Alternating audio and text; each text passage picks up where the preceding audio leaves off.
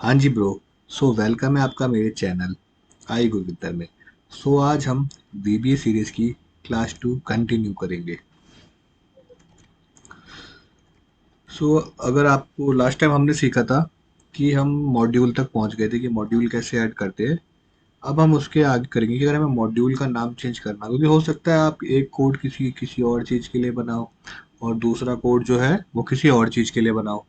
तो हर मॉड्यूल का अगर नाम आप रीनेम करके रखोगे तो आपको बहुत इजी होगा। तो सपोज मैं ये वाला जो मॉड्यूल है इसका नाम रीनेम कर दो। जैसे इस पर क्लिक करूंगा ये आपकी प्रॉपर्टीज विंडो में नीचे आपकी इसकी प्रॉपर्टीज आ गई कि इसका नाम मॉड्यूल 1 है। तो इसको हम रीनेम कर लेंगे और रीनेम करने का तरीका वही है कि शुरू में अल्फ़ाबेट होना चाहिए, ठीक है, और ना ही इसमें कोई स्पेशल कैरेक्टर मतलब स्टार्टिंग में होना चाहिए, और इसके बीच में कोई स्पेस नहीं होना चाहिए, जो कि हम लास्ट क्लास में ऑलरेडी डिस्कस कर चुके हैं। इसका नाम मैं रख देता हूँ टेस्ट। ठीक है। अब मैं चले आता हूँ अपने एक्सेल में यहाँ से। अब हमें आज जो मैक्रो बनाना है वो इस तरीके से बनाना है कि जैसे मैं क्लिक करूँ ये वाला फॉर्मेट मेरा आ जाए। मैं कितनी बार डिलीट करूँ उससे फ़र्क नहीं पड़ता, बस क्लिक करूँ तो आ जाए। हम सीखेंगे मैक्रो असाइन कैसे करते हैं। आज हम सीखेंगे आपका ये कैसे बनाते हैं, और ये सीखेंगे ऑब्जेक्ट्स कितने प्रकार के होते हैं। ठीक है। और ये सीखेंगे कि अगर हम फाइल को सेव करेंगे तो उसका एक्सटेंशन क्या होना चाहिए। तो उससे पहले हम एक चीज़ सीखेंगे जिसे हम कहते हैं ऑब्जेक्ट्स, जो कि बेसिक्स है, पता होना चाहिए कि वीबीए में ऑब्जेक्ट्स हम किन्हें किन्हें मानते हैं। तो हम नोट्स पे आ जाते हैं। ठीक है। तो नोट्स में हम ऑब्जेक्ट्स हमारे जिन पे हम एक्सेल में वर्क करते हैं, क्या इसमें रेंज में करते हैं, सेल्स में करते हैं, वर्कशीट में करते हैं और वर्कबुक में करते हैं। बेसिकली हमारे 4 ऑब्जेक्ट्स रहते हैं। तो अब हम इन ऑब्जेक्ट्स को यूज़ कैसे करते हैं विजुअल बेसिक एडिटर में, मतलब कोड कैसे लिखते हैं। जैसे हमने सबसे पहले लिखा अपने ऑब्जेक्ट का नाम डॉट एक्शन। एक्शन का मतलब क्या होता है कि हमें इस पे क्या करना है, कट कराना है, कॉपी कराना है, पेस्ट कराना है, मूव कराना है, क्या कराना है। एक्शन का मतलब होता है ये। तो आज हम जब ये अपना मैक्रो बनाएंगे तो उसमें ये सब चीज़ें कवर हो जाएंगी। ठीक है। तो एक बार मैं आप मैक्रो शीट पे वापस आ जाए। अब यहाँ पे हमें चाहिए name, city, check in time, checkout time, total, इस तरीके से। ठीक है। और हमारा रेंज भी, जो रेंज है वो भी हमारी सेट है, या आप सेल कह सकते हो, A1 B1 C1 D1 और E1। तो बिल्कुल सेम ऐसे बनाएंगे हम। विजुअल बेसिक पे आ जाएंगे। यहाँ पे हमने जो टेस्ट मॉड्यूल है इसी में बनाएंगे, क्लिक करेंगे और हम उसमें आ गए हैं। अब हम सबसे पहले मैक्रो का नाम क्या रखेंगे, सब, क्योंकि सब रूटीन मैंने जो लास्ट, अगर जो बंदे सीधे इस वीडियो को देख रहे हैं तो सबसे पहले मैं उन्हें रिक्वेस्ट करूँगा कि आप इसे पिछला वीडियो देख कर ही यहाँ पर आए। तो सब रूटीन कैसे नेम करेंगे, सब रीनेम का मैंने आपको ऑप्शन बता दिया था कि टेक्स्ट से स्टार्ट होना चाहिए, स्पेस नहीं होना चाहिए और स्पेशल कैरेक्टर से स्टार्ट नहीं होना चाहिए। ठीक है। तो सब मैं यहाँ लिख दूंगा रजिस्टर, क्योंकि जो रजिस्टर टाइप का कुछ है, और एंटर मारूंगा तो ये ऐसे खुल जाएगा। अब इसके बीच में मुझे लिखना है कोड। तो सबसे पहले मैं यहाँ पे जाऊंगा, यहाँ पे है नेम, सिटी और check in time, check out time. तो मैं क्या करूँगा, यहाँ पे जाऊँगा, मैं लिखूँगा रेंज, क्योंकि जो कि ऑब्जेक्ट है रेंज। ठीक है। अब रेंज कौन सा, मैं बोलूँगा A1 डबल कोट, क्योंकि ये डबल कोट इसलिए लगेगा क्योंकि टेक्स्ट ही माना जाता है और ये डबल कोट में ही लेना है। मतलब ये रूल्स आपको हमेशा याद रखने हैं। ये आपने ले लिए एक रेंज A1। उसके बाद जैसे ही मैं लगाऊंगा इसमें कहते हैं डॉट, तो ये आपकी जो लिस्ट खुल के आई इसे बोलते हैं इंटेलिसेंस लिस्ट। इंटेलिसेंस लिस्ट मतलब आप इतने सारे कोड तो याद नहीं रख सकते ना कि मुझे कहाँ पे क्या लिखना है, या स्पेलिंग मिस्टेक हो सकती है। तो इसमें होती है इंटेलिसेंस लिस्ट। ऑलरेडी है कि इसके अंदर आप रेंज ऑब्जेक्ट के अंदर क्या क्या करवा सकते हो। तो मुझे क्या करवाना है, एक्शन क्या करवाना है कि जो A1 है इसके अंदर वैल्यू डलवानी है। तो मैं यहाँ पे लिख दूंगा वैल्यू। ठीक है। और इज इक्वल टू, तो मैं क्या वैल्यू डलवाना चाहता हूँ इसमें, नेम। ठीक है।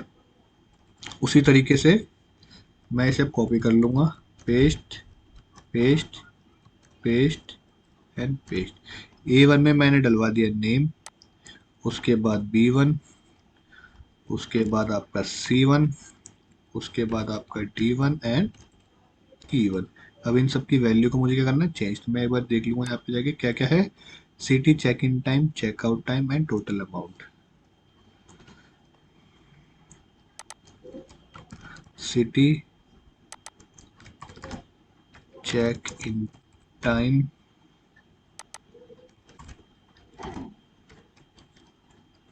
चेकआउट टाइम, और क्या है, और है टोटल अमाउंट। बाय मतलब मुझसे कुछ गलती से की दबी, कोई बात नहीं, मैं इसे हटाया था। और हम क्या दबा देंगे, टोटल अमाउंट। ठीक है, ये हमने कोड लिख दिया इसके लिए, इन के लिए, कि इन सेल में ये लिखा आना चाहिए। ठीक है, उसके बाद मैं यहाँ पे फिर जाऊंगा। अब इन्होंने, इस पे मैं क्लिक करूंगा तो ये क्या आ रहा है, A15 पे टोटल लिखा आ जाए। तो मैं यहाँ आऊँगा, इसको लूँगा और यहाँ पे लिख दूंगा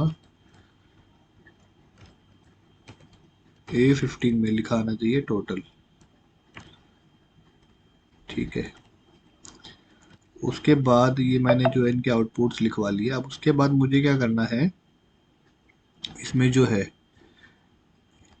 अब आप देख रहे होंगे जो कलर है वो चेंज कराने हैं। वैसे तो इसमें रेड है, मैं कुछ भी करवा सकता हूँ। और इसमें कलर लिखने के भी दो तरीके होते हैं। वो क्या क्या होते हैं मैं आपको बताया। तो सबसे पहला है कि ये मुझे पता है रेंज A1 से लेके रेंज E1 तक, मैं E1 तक है। ठीक है, मैं इसे सेलेक्ट करूँगा तो ये रेंज A1 से E1 तक मैं क्या करूँगा, यहाँ पे क्या से लिखूँगा, रेंज A1, ठीक है, कॉलन E1,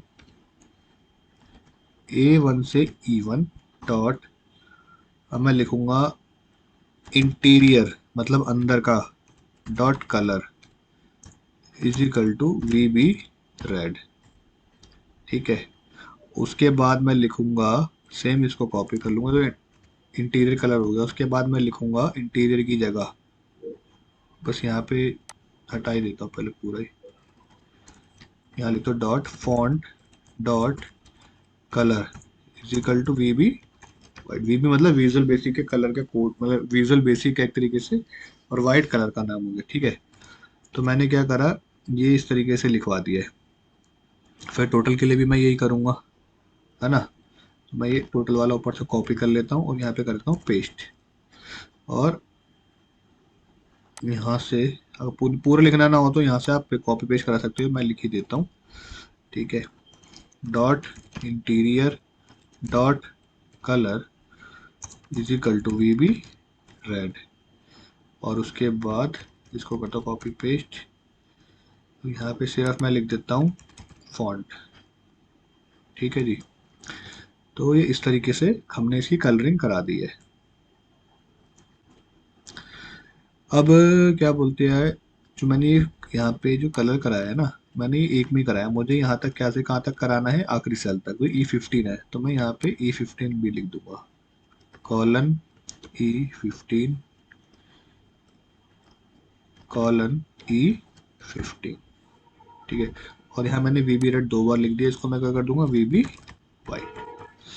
ठीक है, तो अब मैं क्या करता हूँ, एक न्यू शीट ऐड करता हूँ यहाँ से, और इसमें अपना ये जो कोड है इतना ही चला के देखता हूँ क्या ये सही लगा है। यहाँ पे बटन होता है आपका प्ले का, या तो आप ये दबा सकते हो या F5 दबा सकते हो। तो मैंने जैसे ही क्लिक करा तो ये देखो अभी हमारा इतना कोड आ गया है। लेकिन अभी भी उसके मुकाबले अगर मैं देखूं, इस शीट का नाम मैं रख लेता हूँ टेस्टिंग। लेकिन अभी भी अगर मैं इस वाले के मुकाबले देखूं तो ये बोल्ड आ रहा है, ये बोल्ड नहीं आ रहा, है ना। तो मैं क्या करता हूँ, बोल्ड के लिए भी एक इसमें वो लिख देता हूँ कोड। अभी तक हमने इतना सीख लिया है। अब यहाँ पे कोड के लिखेंगे बोल्ड के लिए, इन्हीं को मैं कॉपी कर लेता हूँ, इसको यहाँ पे, और इन दोनों में मुझे लगाना है ना, इसको यहाँ पे कॉपी कर लेता हूँ इस तरीके से। ठीक है, उसके बाद इंटीरियर जहाँ पे मैंने कलर लिखा है, ठीक है, वहाँ पे मैं क्या लिखूँगा, इंटीरियर डॉट, सॉरी ये मैंने सिर्फ फॉन्ट वाला उठाना था, मैंने गलती से इसका ऊपर वाला उठा दिया, कोई बात नहीं, इसको मैं डिलीट कर देता हूँ और फॉन्ट वाला ले लेते हैं बस। ठीक है, अब मैंने क्या करा, इसको फॉन्ट डॉट, यहाँ पे मैं लिख दूंगा आपका bold is equal to true. ठीक है, और अब मैं यहाँ जाऊँगा font dot bold is equal to true.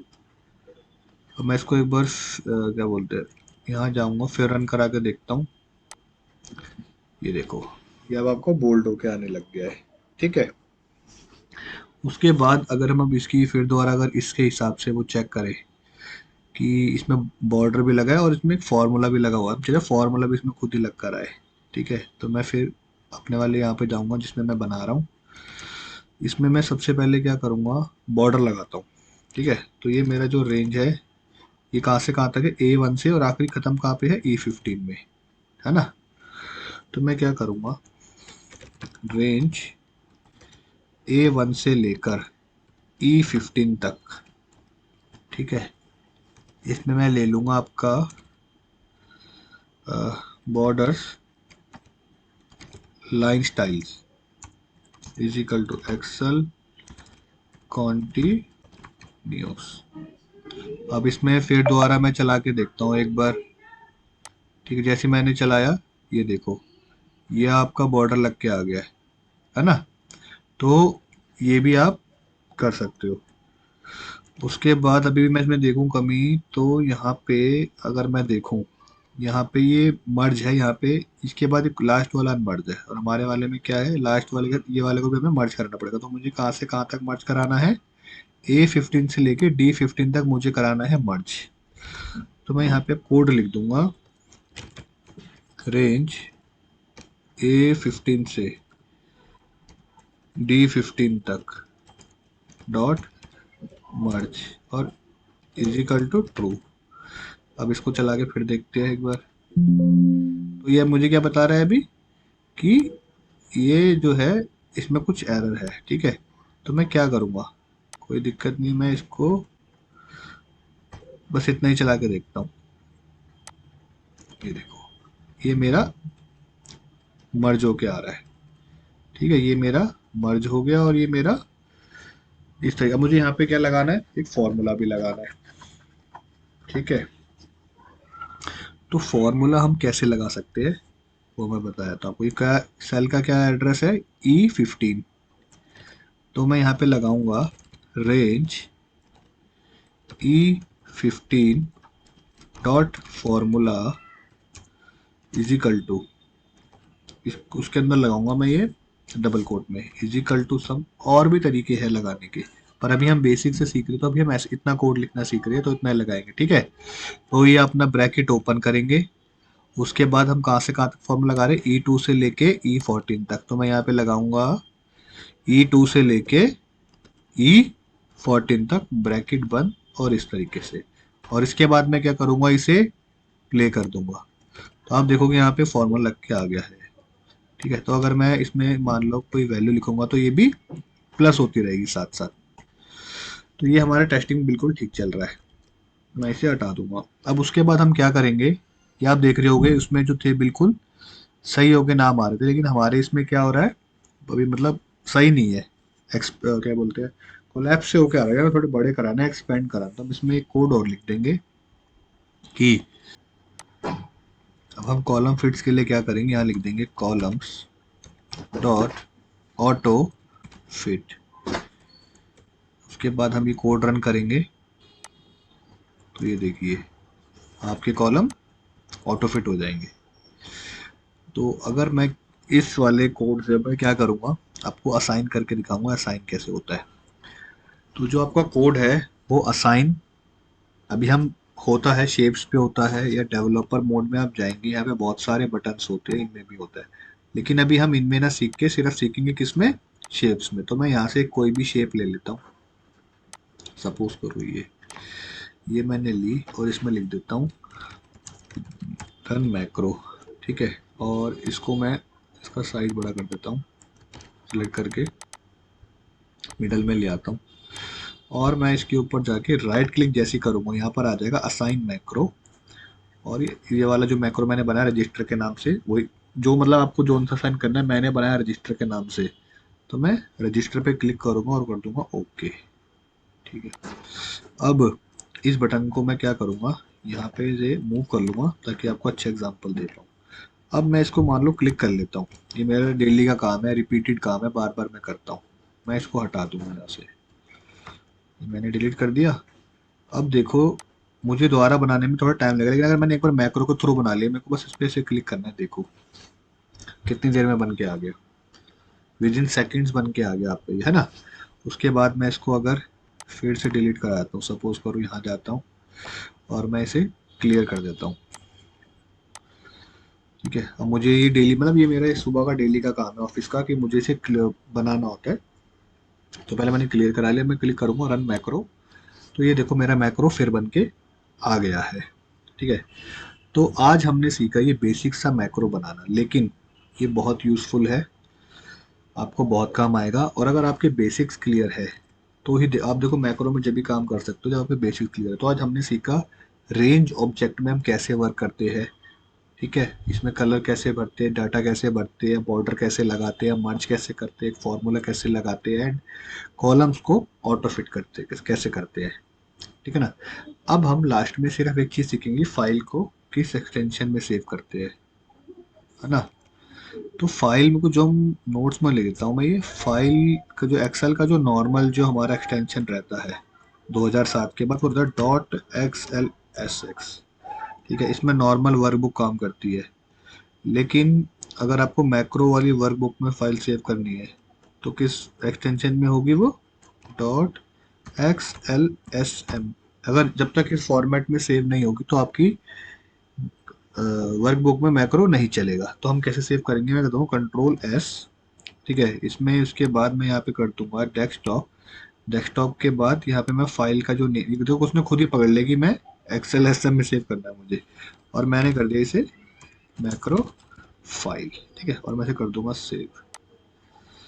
तो ये देखो ये आपकी एक्सेल एस एम में जाके फॉर्मेट में जाके सेव हो रही है, फाइल के एंड में Excel M S L S M X L S M आ रहा है। लेकिन अगर ये वाला फॉर्मेट एक्सेल एस एक्स होता, आप ऑलरेडी किसी बने हुए से ऑलरेडी किसी सेव फाइल में बने हुए में करो, तो वो आप जब सेव करोगे तो आपसे पूछेगा कि इसमें तो मैक्रो है, इसको क्या करना है, सेव एज कराना है, तो आप ये ओके करके उसे एक्सेल एस एम में सेव करा सकते हो। ठीक है, सो आज यहीं तक रखते हैं, फिर उसके बाद मैं आपसे मिलता हूँ थर्ड क्लास में। बाकी आपको नोट्स और ये वाली फाइल नीचे डिस्क्रिप्शन में दी गई हुई लिंक में मिल जाएगी, तो वहाँ पे क्लिक करके भी डाउनलोड कर सकते हैं। And please do practice. फिर हम आपको मिलते हैं थर्ड क्लास में।